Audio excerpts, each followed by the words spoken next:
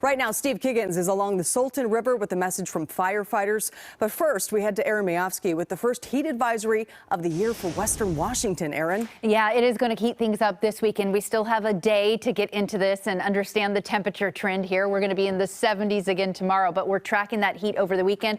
Southwest Washington really going to heat up, and Cowlitz County as well. And we're talking about a 3-day heat wave. The hottest days ahead, yes, but not record breaking, because do you remember last year at this time, we saw temperatures in the triple digits as we approach Sunday, Monday into Tuesday, Monday and Tuesday next week. So Saturday, we're going with the low 80s. The record for Saturday is 96, set back in 2017. As we get to Sunday, we increase by a few degrees. The record in 2021, this is when you'll start to remember 102 degrees. And then as we track into Monday, this is all for the Seattle area. 88 degrees is what we're going with. That record is 104. And if we went to Tuesday, the record is 108. These temperatures are going to be a little bit cooler than what we're going to see in the foothills of the Cascades for sure. We could be warmer there in places like North Bend. If you're going to want some relief, maybe the coast is where you're going to be looking. So looking at today, enjoying this beautiful picture out there, it certainly feels like summer. These temperatures are very comfortable right now, but as Jamie was mentioning, we do have that heat advisory going into effect Saturday into Sunday and into Monday for Southwest Washington. And these waterways, folks, are going to be very cool and cold. Only 69 degrees outside. We're a little cooler than average, which should be about 72, 73 degrees.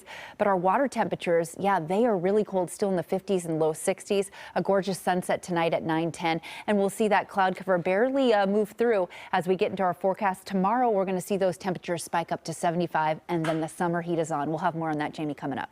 All right, Aaron, thanks. And as the temperatures spike to levels that we haven't seen this season, first responders are reminding people to look for quick ways to cool off. But remember, those rivers and lakes are still dangerously cold. Fox 13's Steve Kiggins is along the Salton River today with more on how to keep your family safe in the sun. Steve? The Salton River is moving along pretty quick right before it dumps into the Skycomish. First responders in the area know this weekend they're going to see families on the hunt for some place to cool off. This is a pretty good spot, except the temperature of this water is so cold, firefighters say it doesn't take much to put yourself in danger. Get ready for company along the shores of our lakes and rivers this weekend. Area first responders hope you'll listen to their advice. You can stay cool without putting yourself at risk. Like I said, enjoy the river, but you just don't need to go start swimming across the river or anything. Find a nice little, shallow spot. If you're too hot, go in there, get cooled off, sit on the beach, enjoy this, enjoy the sun, enjoy the scenery. Assistant Chief Ernie Walters from Sky Valley Fire knows people in Snohomish County will be heading his way as the temperatures soar. And he wants all you to know the draw to cooling waters includes danger below the surface. The river is running a little bit higher right now, and it's really, really cold. With the higher temperatures this weekend, we're going to have a lot of snow melt, and that snow melt is a lot colder than the outside air. We're into about 40 degrees, a little bit higher than 40 degrees in the river. That's so cold that it's possible a diver could go into immediate shock, triggering a reflex, forcing you to gasp for air, except water fills your lungs, he says.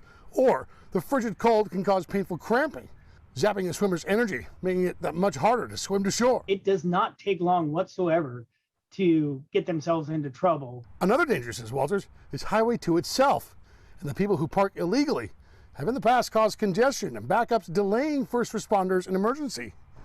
Its Puget Sound looks to beat the heat. Walters suggests your family stays close to shore and take advantage of free-use flotation devices found at multiple spots. Every river, it doesn't matter. It only takes one little bit of mistake and it could turn deadly. Now, another challenge for first responders, Walters says booze can play an issue. He says, look, beer and booze and water just don't really ever mix. He says if you want to stay safe, make sure you do those separately. In Snohomish County, Steve Kiggins, Fox 13 News.